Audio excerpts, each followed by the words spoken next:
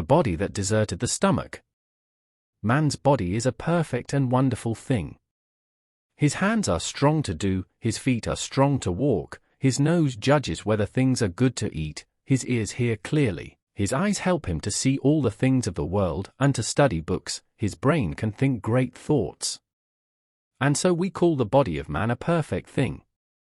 But one day the different parts of man's body quarreled among themselves about the work. Many complaints were brought against the stomach. The hands and feet said, "We work all day, and yet we are nothing. Do you know whom we work for?" The eyes said, "We find many chickens, fish, eggs, and much rice and tea for the stomach. He takes all and does no work for it. He does not even think. And though he never does anything for us, we are always working for him." Then they all agreed to refuse to work longer for the stomach. They said, "Tomorrow we will tell the heart and have him judge who is to be blamed." So the next day the tongue told the brain about it, and the brain said, "I will see the judge tonight." When the heart heard the story, he said, "Yes, you are right. If all of you lie down and refuse to help the stomach, if you do not give him any rice or meat for food, or any tea for drink, he will learn then that he cannot live without you."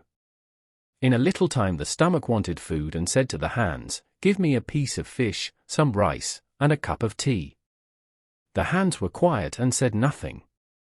Then the stomach said to the feet, "Will you go out and have Menyen bring me a bowl of chop suey mein? I am hungry." The feet answered, "No, sir, we will not work for you any more." And they lay down. The stomach cried for food, but all said, "We do not care, we will not work for him." After a while the eyes found they could not see well, and in the theatre hall next door the drums drummed hard, but the ears could not hear. The heart judge said, "How is it now with the stomach?" The brain answered, "We are not working for him, nor helping him any more, and I believe he is going to die. I fear that I, too, will die and that all the others will die. I do not believe we have done right in deserting the stomach. Do you not think it best to tell the feet to go out and bring the stomach some chop suey mein? If he had that, he might help us again. We shall all surely die unless we have his aid."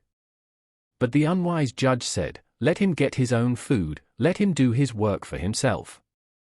"He cannot do that," said the brain. "He lives in a place with great walls around him, so he cannot get out. The hands and the feet have always brought his food to him." The judge said, "Has he spoken about it today?" And the brain answered, "No." So they agreed to leave the stomach to himself one day longer. But that night they were all found dead together, for they could not live without each other.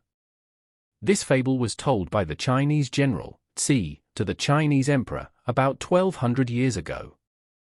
The emperor had been angry at a province of his own people and wished to send this general, with soldiers, to kill them.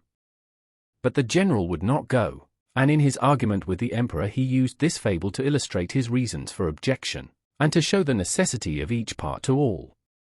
This fable was translated into Japanese in 1891, and the Japanese have added the following. Moral. The stomach means the emperor. The hands, eyes, feet, all parts of the body, represent the people. Again, the stomach is like a mother, the other parts being the children. So each one of the people must do something for his nation and emperor. Each child must do something for the family and the mother.